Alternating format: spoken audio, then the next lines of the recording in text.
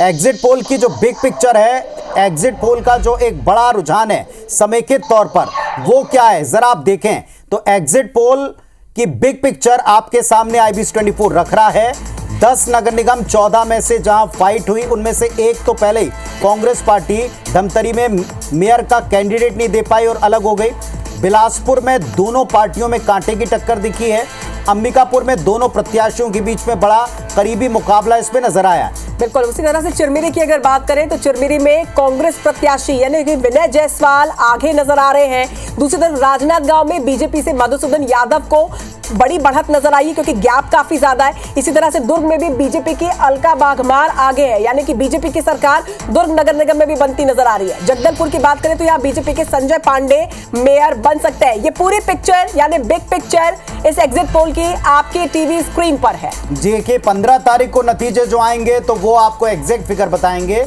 लेकिन रायपुर में मीनल चौबे भारतीय जनता पार्टी की नगर सरकार, बिलासपुर में पूजा विधानी, ये भले ही मार्जिनल आपको दिखाई पड़ रहा हो लेकिन आगे चल रही हैं। ये 10 आउट ऑफ 10 आप देखें, बीजेपी के पक्ष में 8 और कांग्रेस के पक्ष में 2, जिसमें से एक तो वो पहले ही धमतरी में लूज कर चुके हैं। यहां जगदीश रोहरा ये एक तरीके से एक तरफा जीत लेंगे ऐसा माना जा रहा है। डॉक्टर विनय जायसवाल कांग्रेस के लिए सबसे बड़ी होप है। दूसरा डॉक्टर अजय तिर्की अंबिकापुर में सबसे बड़ी उम्मीद है।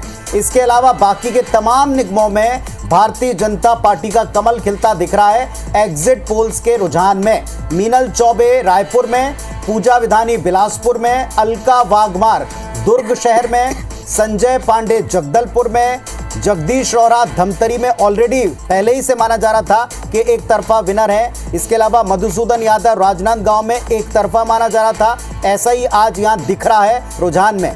संजू राजपूत कोरबा में और जीवर्धन चौहान रायगढ़ में, ये सारे भारतीय जनता पार्टी के पक्ष में जाते हुए रुझान दिखे हैं। यानी कि 10 में से 8 निगमों में बीजेपी की सरकार और 2 जगह पर कांग्रेस यहां पर नजर आ रही है। विश्वेश जी, जिस तरह की ये तस्वीर, ये बिग पिक्चर नजर आ रही है, जो प्रचार के दौरान भी कहा जाता है हमेशा कि ट्रिपल इंजन की सरकार बनाने से काम आसान होगा, विकास को गति मिलेगी, क्या सबसे बड़ी क्या यही वजह है कि जनता का स्वाभाविक तौर पर एक जो रुझान है वो बीजेपी की तरफ गया है? देखिए, जब मैं दुर्ग की बात कर रहा था तो मैंने बताया था कि जनता के मन में अब ये स्पष्ट हो गया है कि सिर्फ नगर निगम में राज्य सरकार का ही पैसा नहीं आता, केंद्र की योजनाएं भी आती हैं।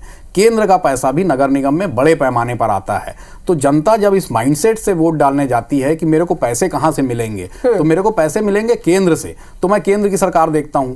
फिर मुझे ये लगता है कि सुशासन कहां से आएगा, जो मेरे को जो प्रशासनिक जो सहयोग मिलना है वो कहां से मिलेगा। तो मैं ये सोचता हूं, एज ए वोटर मैं ये सोचता हूं कि मुझे राज्य से मिलेगा। जब केंद्र में उसी सरकार की, जो उसी पार्टी की सरकार है, जब राज्य में उसी सरकार की पार्टी, मतलब एक प्रैक्टिकल सोच, हम कह सकते हैं। और जनता में ये जागरूकता बहुत तेजी से बढ़ी है। तो ये जो आप ये 8 जो बता रहे हैं, ये वही आंकड़े हैं। और चलिए अब एक बात मैं सबको बता दूं, डॉक्टर विश्वेश जी जो कह रहे हैं एकदम ठीक है कि प्रैक्टिकल सोच है। दूसरा, महतारी बंधन जैसी योजनाओं का बेनिफिट कंटिन्यू है।